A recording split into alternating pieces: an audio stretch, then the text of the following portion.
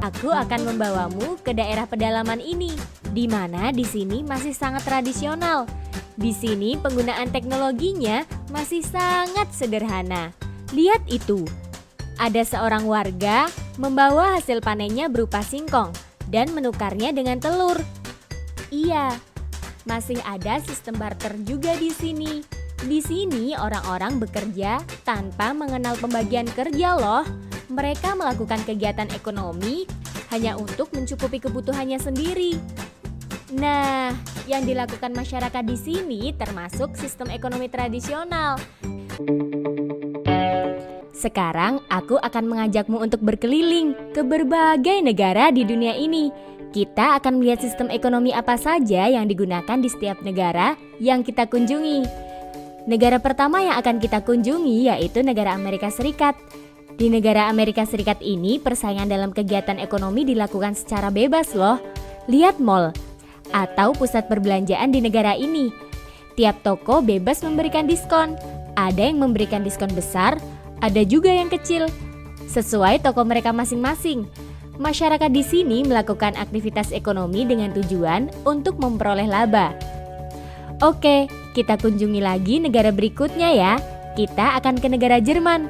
Lihat, di negara ini setiap harga barang yang ada di pasar sudah ditentukan oleh permintaan dan penawaran yang dilakukan secara bebas.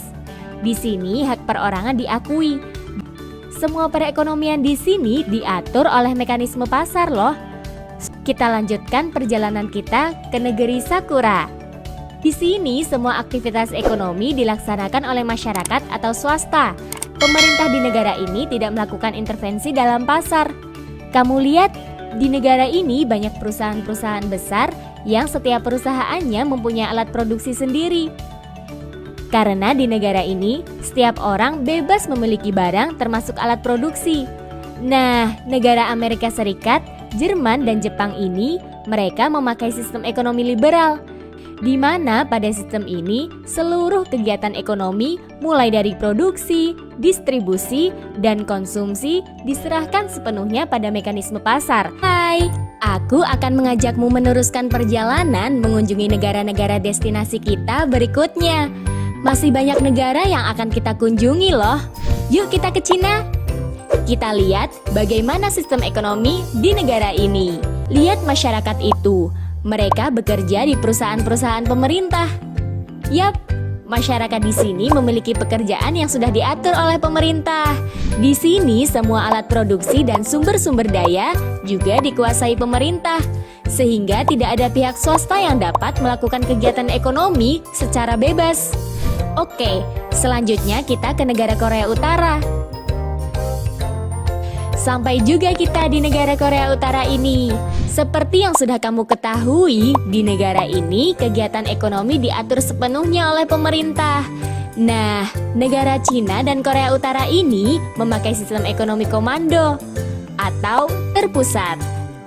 Destinasi negara selanjutnya yaitu India. Kamu bisa melihat di pasar negara India ini, di sana ada pedagang dengan konsumennya sedang melakukan tawar-menawar. Di negara India ini, harga-harga ditentukan sendiri oleh mekanisme pasar. Lihat, kalau di mall India ini, mereka memasang diskon yang hampir sama di setiap tokonya loh. Karena pemerintah di negara India sudah memberikan kebijakan harga dasar atau floor price untuk produsen. Selanjutnya kita ke negara Filipina.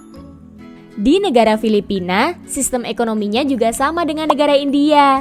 Lihat, di sini ada perusahaan swasta dan perusahaan milik negara yang berjalan beriringan untuk melakukan kegiatan ekonomi. Pemerintahnya juga melakukan intervensi dengan membuat peraturan, menetapkan kebijakan fiskal, moneter, serta membantu dan mengawasi kegiatan swasta.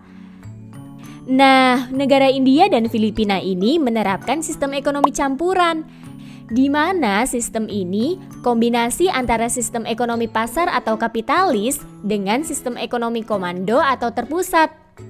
Dari sistem ekonomi tradisional, liberal, komando, dan campuran yang dipakai di berbagai negara, pada kenyataannya tidak ada negara yang benar-benar murni memakai sistem ekonominya ya.